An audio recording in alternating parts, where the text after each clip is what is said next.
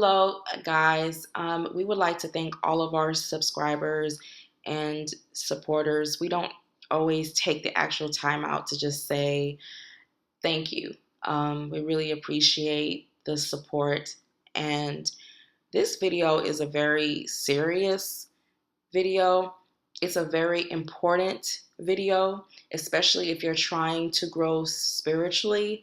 This is most definitely something that you should watch. One thing this month we've decided to dedicate it to the ancestors, to our loved ones who have departed on the other side, light and progress for our ancestors who not only supported us in this life, but will support us in the afterlife. So, what we're just going to go over in this video is how we can connect with our ancestors, and also, most importantly, how we can also benefit them.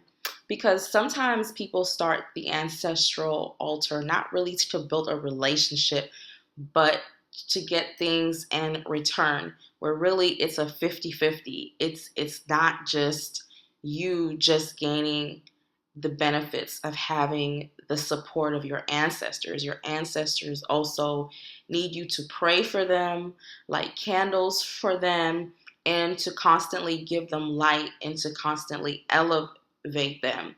I know personally that I have a lot of ancestors who need light, and we're most definitely going to dedicate this month to our ancestors. So stay tuned. It does not matter if you are adopted or if you really don't know much about your ancestors. You are genetically tied to them, even if you want to or not. They are your ancestors. You don't have a choice. And the reason why it is so important to honor your ancestors is because they need your help just as much as you need their help. It's really, I always say, the earth and the actual spirit realm have to work side by side. One cannot really live without the other. Just because one is deceased does not mean that they don't have an influence over your life. So remember that. So some people can actually help you more when they are deceased than they were actually alive. So just take note of that. Your ancestors are your foundation. That is the first thing that you need to always understand, okay? My grandmother would always tell me that they are your biggest advocates, your biggest warriors.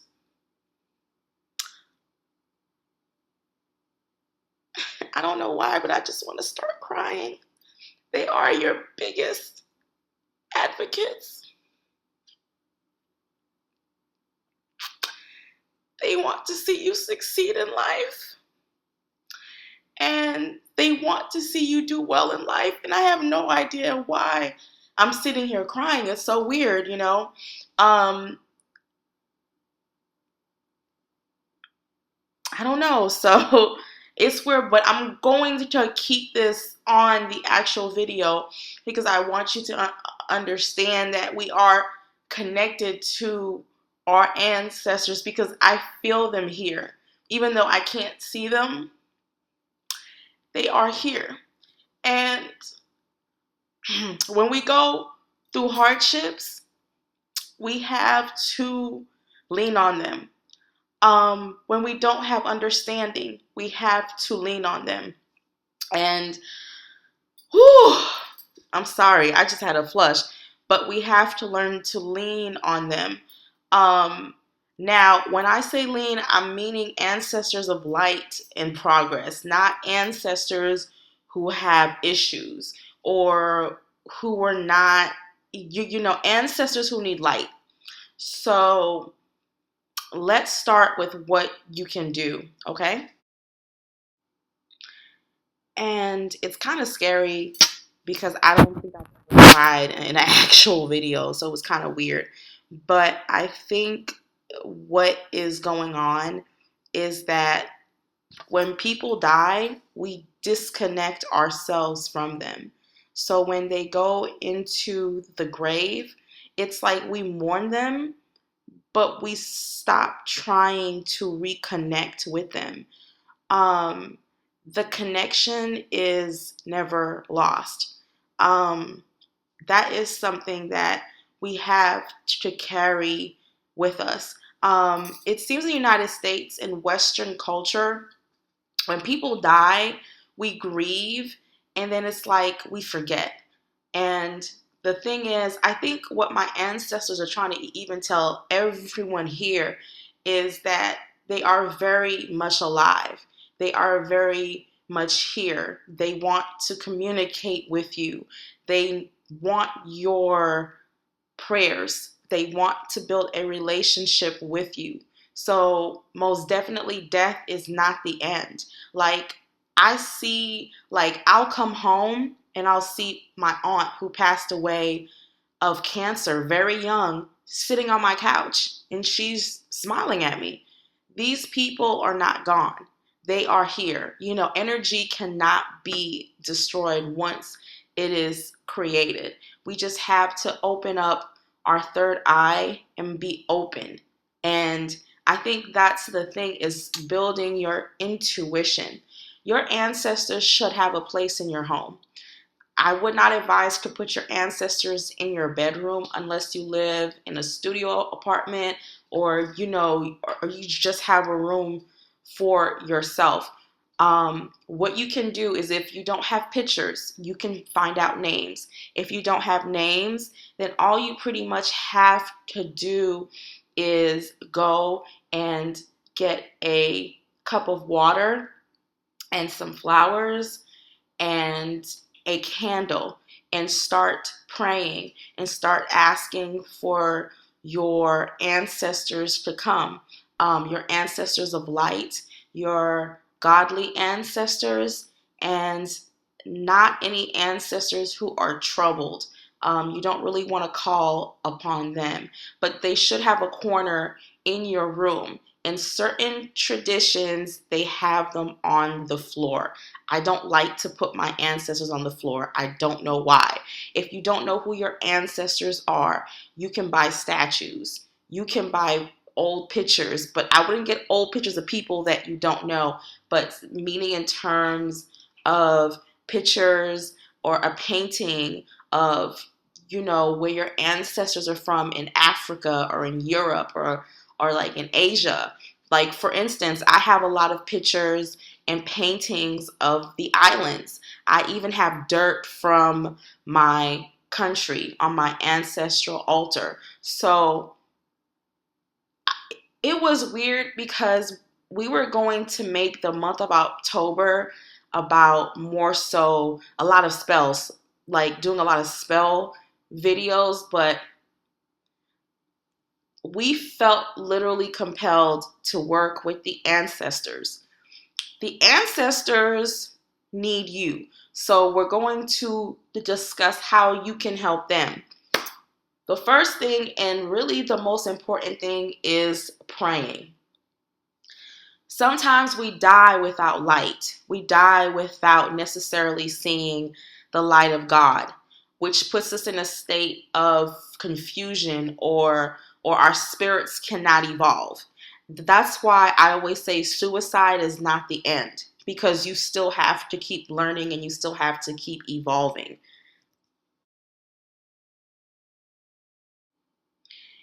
In life and death, we are here to either ascend or descend. We are either here to evolve or regress.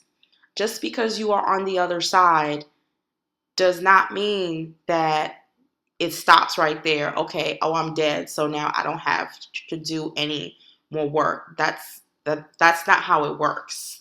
That's not how it is.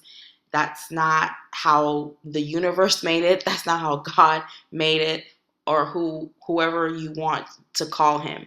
That is why we have to keep praying for those who have passed on, because we have those who passed on who were not within a state where they were basically going lower and not going up. So it's like rather than going up the ladder, they're going down. So for your uncle who was not properly evolving, he wasn't a terrible person, but he just had a lot of issues. They're going to need your prayers. And it's funny because once they've evolved enough, they'll actually go away. And then you'll have more ancestors come. And sometimes, meaning not go away forever, but they will ascend. And the more ascended ancestors you have, believe it or not, the more it will benefit you. Um, if you come from a family where there's a lot of problems, a lot of issues, you better start praying because you're going to need it. Because sins of the father and sins of the child are very true. I hate to say it, it's true. We've passed on bad habits. We've passed on things that do not benefit the evolution of our spirit. So I just want people to understand that. One thing that my family, for me personally, we do not forgive. And that is something that is passed on from person to person. We don't forget either. It could be something that happened when we were small kids and we're still bringing it up. This is an ancestral curse, which has caused issues within our family. But without a challenge, you cannot evolve. So, your first assignment for this month is to find a spot in your home, and spirits of light do not dwell in filth. So, you're going to have to clean the area really well. And we're actually going to make a video about this. I prefer to put my ancestors in the corner based on a table, based upon your tradition. It may not be done that way. I don't like seeing things on the floor. I don't know what it is, but it irritates me. But so you can get a small table, and like I said, white candle, white flowers, white sheets, paintings, pictures. You do not want to put up anybody who has abused you. Okay, once that is established, you will establish a certain amount of time that you'll be spending with your ancestors, meaning that you're just not going to put it up and ignore it. Because what's the purpose of putting it up if you're not going to establish a relationship with them? So once it's established, then before, don't talk. For the next 7 days, I just want you to pray. Don't say anything. So once you're praying and getting that in order, so after the 7 days of silence, if you want to make it 5 days, it's fine. Then you'll tell them who you are. I am the daughter of so and so, or I am the son of such and such, blah, blah, blah, blah.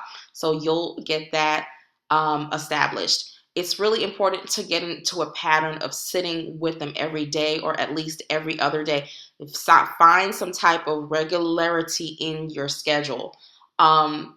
Since this is the month of our ancestors, well, for us it is, then it's really important that don't use any profanity. Don't, talk like you would when you're respecting your elders. If you start hearing things back or feeling things back or start looking at your life, certain patterns and certain coincidences should start to happen after a while. Some people start seeing immediately. Some people, it takes time. It has to build. Sometimes certain ancestors have to come to trust you, believe it or not. Some of them have no idea who you are. So as you introduce yourself, then they're like, oh, okay. If you hear anything crazy, stop immediately, because that's probably an ancestor who needs light, or it's just some type of spirit that shouldn't be around you. For this month, as a gift to everyone, we actually have a free PDF on our website that you can go and download on our page. And if you just go down to the description box, you'll see the actual link. Also, we're offering our ancestral bone readings at a discounted rate, and we're also offering our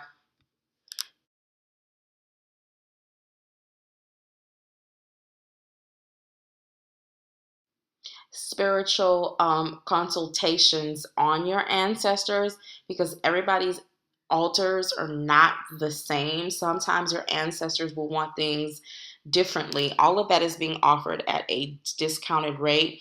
Um, a lot of people really enjoy getting bone readings because they're amazed by the advice that their ancestors give them and on just general things going on in their life. Your ancestors during a bone reading will even tell you what they want. Nothing like crazy. It depends on your tradition. There have been times where ancestors will ask for an actual blood sacrifice, but that's on a whole other level. But just things like, put some wine on the altar, or can you put this on the altar? So they'll ask you, because really nobody's altar is exactly the same. But the whole point of this month is to establish a relationship with your ancestors. So please go on our page, download that PDF, and start off with a basic altar. If you want more, then you're welcome to contact us, and we'll do whatever we can with the services that we have to offer. And guys, thank you so much. And I apologize for randomly crying. That was just so random. I don't even know where that came from, but I think it came from the ancestors just reaching out to me as the same way that they want to reach out to you. So again, conjure on and stay connected to the other side. Bye.